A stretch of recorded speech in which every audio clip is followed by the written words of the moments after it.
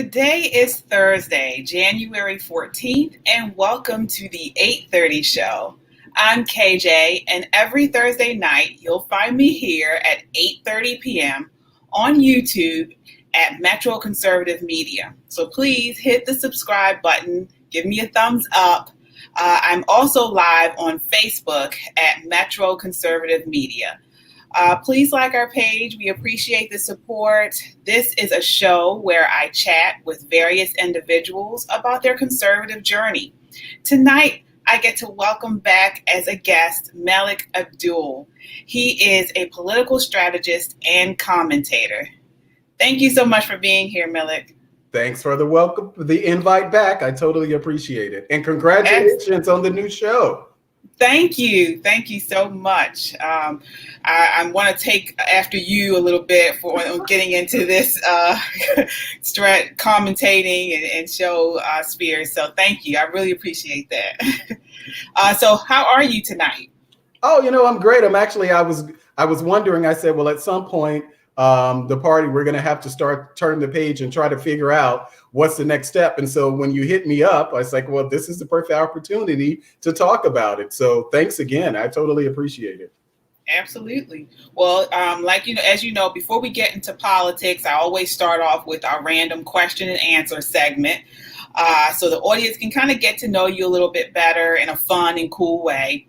So I'll start by providing you with two options. You'll choose the option that you best agree with. So basically, it's kind of this or that sort of scenario. All right. Are you ready? Yes. All right. So first one is Facebook or Twitter? Facebook. Cake or pie? Cake. What's worse, laundry or dishes? Laundry. All right. Most important in a partner, intelligent or funny? I like intelligence. You don't have to be funny. Be intelligent. Okay. All right. All right. Money or free time? Money. Are you kidding me? All right. All right. Which would you prefer, to be honest or someone's feelings? Are you going to be honest with someone, or are you going to keep in mind for their feelings? I'll take their feelings in consideration, but at the same time, I'm pretty honest. So I've already factored in how they're going to receive anything that I say. So I err on the honest side of friendship. Okay. All right. Winter or summer? Oh, gee. I don't like either. But I'll go with summer, because definitely I don't like layering up in winter. Definitely summer. All right. And then lastly, working alone or working in a team? I prefer working alone. Okay. All right. So next, let's talk about politics. So, right now, this is a really crazy time in politics, as I'm sure you know, very polarizing, very divisive. You are conservative and Republican. So what is the current state of the Republican Party? What do you see as our path forward? Well, there are a couple of things. I think that the party itself is going to have to figure out what it looks like post Donald Trump. And I think if you look at what happened in November and the subsequent elections after that, Republicans actually had a good good election year. There are more diversity in the Republican Party. There are more women in the Republican Party. We now have 2 additional African-American members of Congress in the Republican Party. Those are great things. I think that we are well positioned to do great things. The question is, what happens with this coalition that Donald Trump built? Will we continue to go down the road of going into communities where we normally aren't and actually build upon that? What will happen at the RNC? That's a very good question, because in many of those states, specifically in Georgia, Republicans just got outworked. It wasn't a situation, people, they can feel however they want about voter fraud or whatever that is. But the fact is that Republicans got outworked. Stacey Abrams started 10 years ago in Georgia. Republicans should have started 10 years ago, 15 years ago in Georgia. But I think that as long as, once we realize, because there are a lot of people just like me who came into the party in 2016 when I supported Donald Trump, we never really had a firm footing as far as that establishment in the party. We were not, I want to just say me, like I've never felt like I got to sit at the cool kids table. Yeah, right. Be here and there, but for the most part, I'm on the outside of the party establishment because for many of them, I simply haven't been in the party long enough. But I think there are a lot of, innovative, a lot of assertive, like Kim Klacik. She speaks for herself. But I think that there are many people like him. There are many people like what you're doing. It's going to take us inserting ourselves into the Republican Party in a much more assertive and aggressive way in preparation for 2022. Okay. And as far as the media landscape, right now it's very contentious for us as far as the media. They're painting this narrative that we're all those handful of people who stormed the Capitol and we're all rioters and racists. How do we move forward? How do we get past that with liberals and the Democrats in control of the media? Yeah, it's very difficult because Republicans have always started at a disadvantage when it came to perceptions about who we are. We took painstakingly care during the Black Lives Matter protests to separate, to distinguish the peaceful protesters versus the rioters.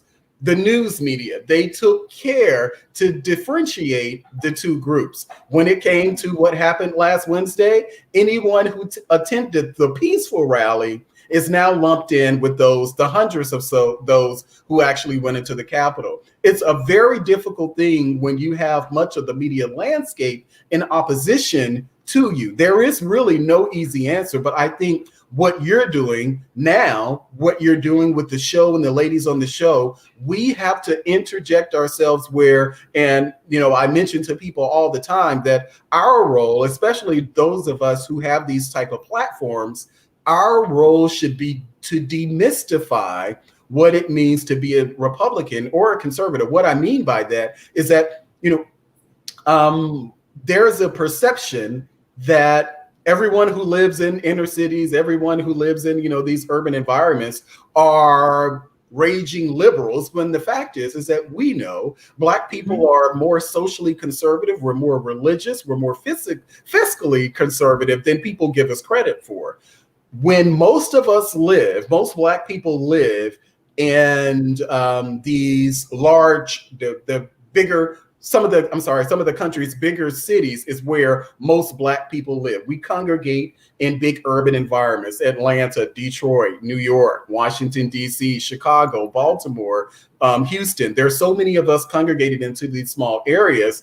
But the problem is that the party does not do its due diligence in reaching outside of election cycles. So it takes people like you, it takes people like me, it takes people like Kim Klacik to actually show them, no, this is who we are. We actually are in our communities. We don't just live in the suburbs. We don't just be on TV or what have you. We're actually engaging in our communities, and we have stock in our communities. And I think that's something that the Republican Party, particularly with Black conservatives for a while, we've actually we've kind of talked beyond our communities, where we aren't speaking to the issues that are germane to our communities because we're so focused on being the perfect conservative, if you will. Right. A lot of people in communities just like ours, they're not concerned, they're not attracted to being a perfect conservative. They're attracted to policies that better their lives. And so that's how Donald Trump was able to actually get a larger percentage of the Black vote than Mitt Romney, John McCain, and I believe he may have tied or got more than George Bush got in 2004. That's significant. So we need to figure out, we need to have conversations with each other. I'm at this point, I'm saying if these Republicans, they feel as if they don't want to talk to me because I haven't been in the party long enough. Well, I know KJ, I know Kim, I know many Right. others who are out there on the ground hustling to really demystify what this thing is called conservatism. Exactly. And that's the thing that I don't understand about the establishment and the party. This is the future. We are the future. This is the only way we're going to grow, is if we do penetrate these areas, these cities where we have not been in the past. And so I don't understand why there is, I won't say a pushback, but a hesitation to to to to engage us more. Um, and that's one thing that President Trump did do. He went out to these cities, and he didn't write them off in the election. And he really pushed for them, especially when he first ran. But like you said, now we're post President Trump, and it's really crazy how they have lumped all of us into the small group of people that did do the rioting and everything at the Capitol. And that's one thing I would like to talk about, as far as we never got to see the stories and the emotions and the photos and the videos of all the thousands of people that were there that had a reason. They had a voice. They were there because they felt like they were not being heard. Mm-hmm. Their votes didn't count. Mm-hmm. And the media never even went into that or even talked about those stories. Yeah. So full disclosure, I went to the first rally. I forgot the date, but I actually went to the first rally. I like taking photos, so I actually went because I wanted to document it in photos what I experienced there at the rally. And it really was there were many people there who felt like the election was stolen, but it really was a big Trump pep rally. People coming from all over the country in support of Donald Trump. I think by the third rally, I didn't go to the third rally, but by the third one, it was even larger because Donald Trump was expected to be there. We across the board should condemn what happened at the Capitol. We did condemn what happened in the Capitol, but I think the biggest challenge is that we've seen even over the past 4 years that it's not just Donald Trump. It's any of us who supported Donald Trump on anything. We can be critical, and many of us have. We've been critical of Donald Trump. We've been critical of the Republican Party with constructive criticism on things that they can do to get more, at least of the Black vote. But it does not matter. They do not give. There is no concession. And I think this refusal to even listen to us, where many of us, just across our political spectrum, we exist in tribes. So you're either on this side or you're that side, and there's very little effort to actually talk to each other. And I think in so many instances, we're talking past each other. If we look at what happened during the Black Lives Matter protests during the summer, Black people wanted to be heard. Black people wanted to say, even those who were peacefully protesting, we wanted to say, no, that's not us. You saw what happened after all of the various, like the George Floyd's family, Breonna Taylor's family. They came out and said, no, this rioting and stuff that y'all doing, we're not for that. We don't want that. You saw what happened, the polling after where there were questions about defunding the police. You saw a poll. I think it was over 60% of Black people said, I don't know what's going on in your neighborhood, but we want police in mine.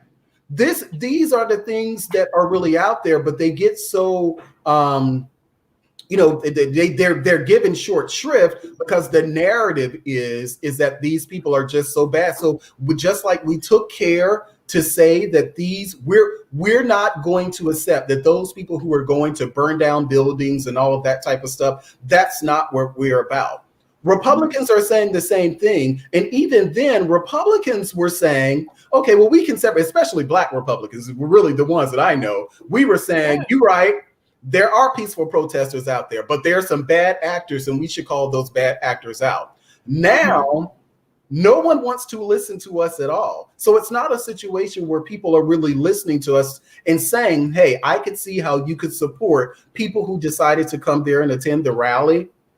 But I also see how you can condemn what happened at the Capitol. And so for me, it's frustrating because it doesn't matter how often we agree with what against something that Donald Trump said or the party or even what happened in the Capitol. It does not happen. How much we give, they just keep pushing. And so they don't want to allow us, they don't want to concede on any point. And I think it's a type of moral superiority that they have where they feel as if that their opinions, but that they have the moral high ground to really criticize us on all points. And I will repeat again, Republicans have roundly criticized what happened at the Capitol because we should, but because we really believe it. Right, exactly. We don't get that back. We don't get that sort of "I'm listening to you" back when it comes to our friends on the left side of the aisle. We don't get a lot of, okay, well, I can understand how you feel that way, and I respect that or whatever. We rarely get that in return, and the media is none the better. None, not at all. I was watching, or I saw a clip of Don Lemon and Chris Cuomo, and they were talking about or comparing and contrasting the BLM riots versus what happened at the Capitol.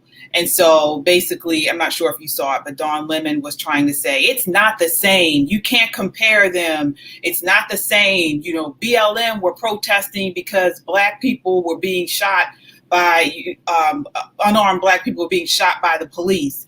They were going there on the basis of a lie. It's not the same.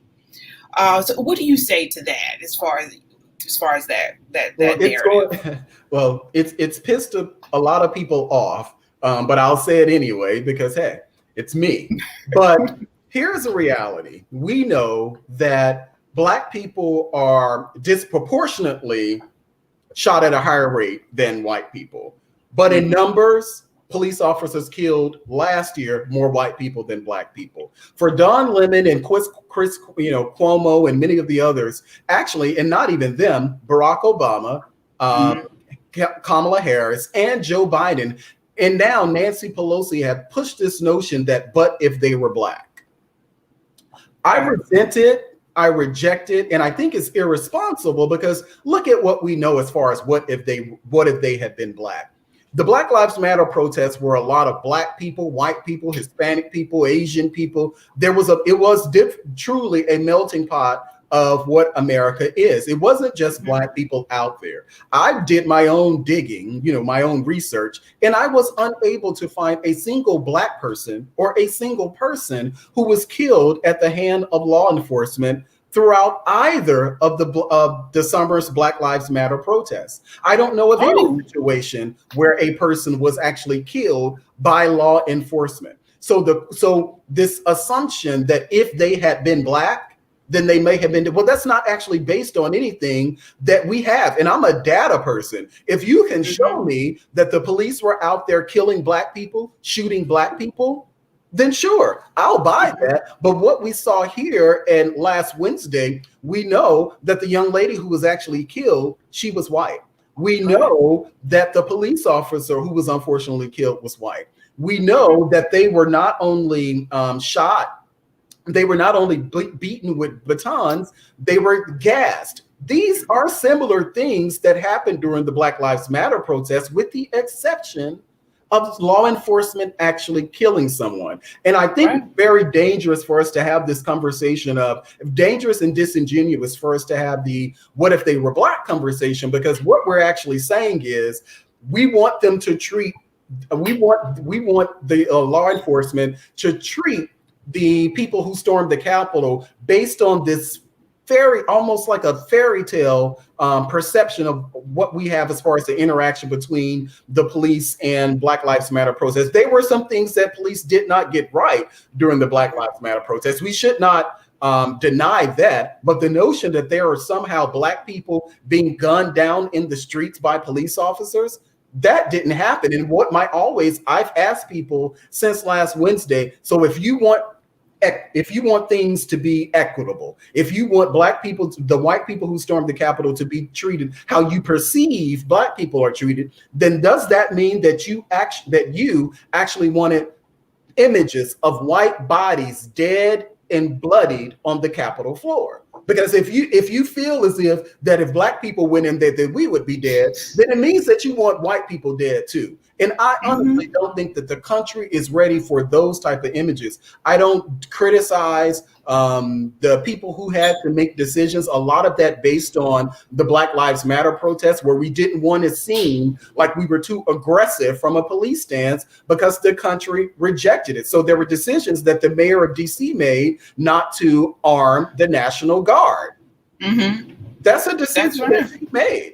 There was a decision made not to bring military vehicles into the city because of what happened last summer. We may not like that, but there was a reason that they did that, and it wasn't because of race. No. And then this is the response we get to everything. Race. It's because you're Black. It's because you're white. It's the response to everything. And one thing that I thought was missing in the media coverage, because usually if during the Black Lives Matter riots and protests, they would actually talk about some of these people that were protesting. Their story. But on this time with the lady who, Ashley, I forget her last name, any other time we would have known this woman's name. This woman's name would have been plastered all over media. But they haven't dug into her story. They haven't talked about her as much as they have as far as in the past about other people who have been shot by police. And that was something, she supported Obama in 2008. And so the narrative that she was some type of hardcore conservative, not to say she wasn't a conservative, but she had a journey where she started out supporting President Obama. And then, so this whole thing right here, she's unfortunately someone who was shot at the Capitol. But if you just look at her, this doesn't seem like someone that's a racist, which they have been calling all of these people who went out to the Capitol, someone who's, crazy, about Trump. I'm just talking about that. It didn't seem like that she fit the narrative of what they've been painting as Trump supporters. And that's actually a very good point, because what happens in, a lot of these conversations that we have, they're meant to manipulate us. I always talk about how the media manipulates us. And so they appeal to our emotions. And so if the easiest thing that you can do is to call a white person a racist. We saw what happened during the primary, because that's exactly what Kamala Harris did to Joe Biden. She essentially insinuated that Joe Biden was a racist, and her stock went up because she did that one simple thing. So anyone who attended the rally, anyone who attended the Capitol, not just those who didn't go storm the Capitol, but even those who were on the outside, all of them are considered white supremacists. And so that's what Nancy Pelosi meant when she said that it was an exercise in these people's whiteness, that they were trying to exercise their whiteness, their white privilege. It's such a ridiculous thing. It's such a toxic thing. And I don't see how we get better when that's the type of language that we continue to use. That's not moving us forward in any positive direction. And I am in no way convinced that Democrats are now now that Joe Biden is president, will be inaugurated president, that somehow they are willing to work with us and they want a unified country. I don't think that Democrats want a unified country at all. I think that they want to spend the next 4 years seeking to undo everything that Donald Trump did, which is what presidents, do anyway. But they want to, as Eric Holder said quite some time ago, put their foot on our neck and hold us there. I think that's what they want us to do. And I don't know how we get out of that, even in preparation for 2022, which I believe we're actually going to take the House back in 2022. Yeah, I agree. And I believe that too. One reason I do believe, and I don't think has been explored as much, is the whole idea that the Democrats always have an excuse for everything. They're always trying to put the blame on someone else. And for instance, now Kamala Harris hasn't even been in office yet. She gets her first cover on Vogue and it doesn't look right. And so instead of her just chalking it up to, I should have worn something different, she chalks it up to it's Vogue's fault because they didn't tell me they were going to use this cover. So again, it's always this blame game, never any personal responsibility.